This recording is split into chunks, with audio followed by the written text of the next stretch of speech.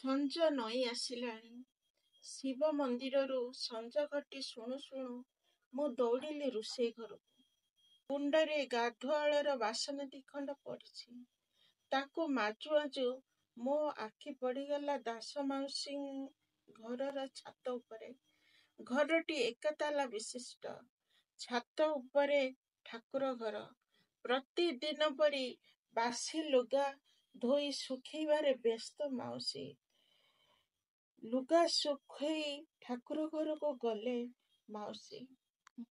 ମୁଁ ଆଖି ତଳକୁ କରି ବାସନ ଧୋଇବାକୁ ଲାଗିଲି। ଏଇ ସମୟରେ ବାହାରେ ପାଟି ଶୁଣି ପୁଣି ଅନେଇଲି। ପ୍ରଥମେ ତାଲା ବାଲକୋନିରେ ମାଉସୀଙ୍କର ବୋଉ ବାଏ ବାଏ କରୁଛି। ନଈ ପଡ଼ି ତଳକୁ ଅନେଇଲି ତ ମାଉସୀଙ୍କ ପୁଅ ବୋଧହୁଏ ବିଦେଶକୁ ଯାଉଛନ୍ତି ଚାକିରି ପାଇଁ। ଆଉ ତାଙ୍କୁ ତାଙ୍କ ସ୍ତ୍ରୀ ହସି ହସି ବିଦାୟ ଦଉଛି। ଖୁସିରେ ଛାତି ଗଦଗଦ ହେଇଗଲା। ସ୍ୱାମୀ ସ୍ତ୍ରୀର ସମ୍ପର୍କ ଇଏ।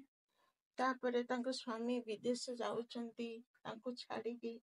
ସତରେ ଅତି କଣ କହିବି, ସ୍ୱାମୀ ସ୍ତ୍ରୀ ଯିଏ ହେଇଛନ୍ତି ସେଇମାନେ ହିଁ ଜାଣିଥିବେ। କିନ୍ତୁ ଆଖି ଯେବେ ଛାତ ଉପରେ ପଡ଼ିଲା, ଦେଖିଲି ମାଉସୀ ଦୌଡ଼ିକି ଆସି ନଈ ପଡ଼ି ତଳକୁ ଚାହିଁଲେ। ପୁଅ ତାଙ୍କୁ ଚାହିଁଲା କି ନାହିଁ ମୁଁ ଦେଖିନି, କିନ୍ତୁ 10 ମିନିଟ୍ ତଳକୁ ଚାହିଁଲେ। ତା ପରେ ଆକାଶକୁ ହାତ ଯୋଡ଼ି ଲୁହ ଝରି 100 ଥର ପ୍ରଣାମ କଲେ। ମୁଁ ତାଙ୍କୁ ଚାହିଁ ରହିଥାଏ। କିଛି ସମୟ ପରେ ତାଙ୍କ ଆଖି ମୋ ଉପରେ ପଡ଼ିଲା।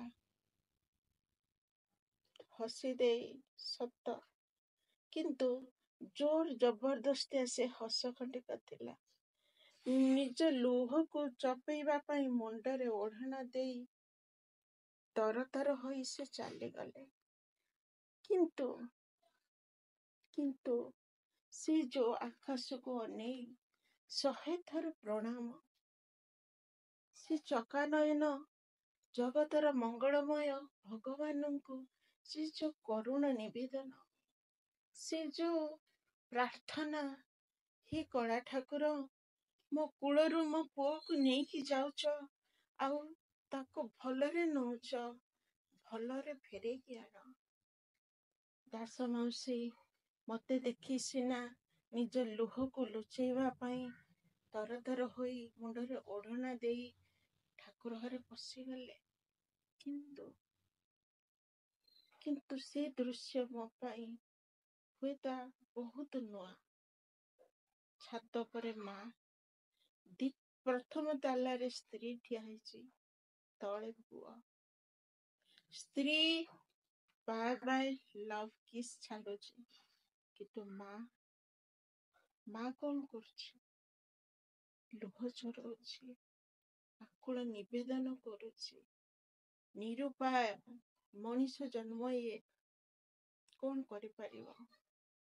ଆଶୀର୍ବାଦ ଟିକେ ଦଉଛି, ଈଶ୍ୱରଙ୍କୁ ପ୍ରାର୍ଥନା କରୁଛି। ଏଇ ହେଲା ମା।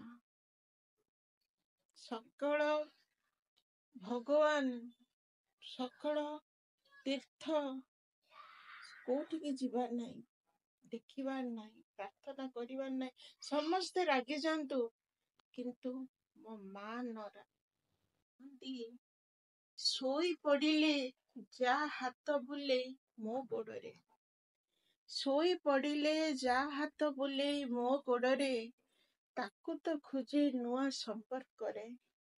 ଅନୁମାନ ନୁହେଁ ଅନୁଭବ ମୋର ଇଏ, ବିନା ବେତନର ସେବାଧାରୀଟିଏ ସିଏ। ଯେତେ ରୋଜଗାର କରେ, ମାକୁ ଟଙ୍କାଟେ ମାଗିତେ ଭଲ ଲାଗେ। ମା ଯାଉଛି, ମାଲୋ ଯାଉଛି, କୁଆଡ଼େ ଗଲୁ? ଏତିକି କଥା ଶୁଣିଦେ, ପାଉଣା ରୂପେ ସେ ମତେ ମାଗେ।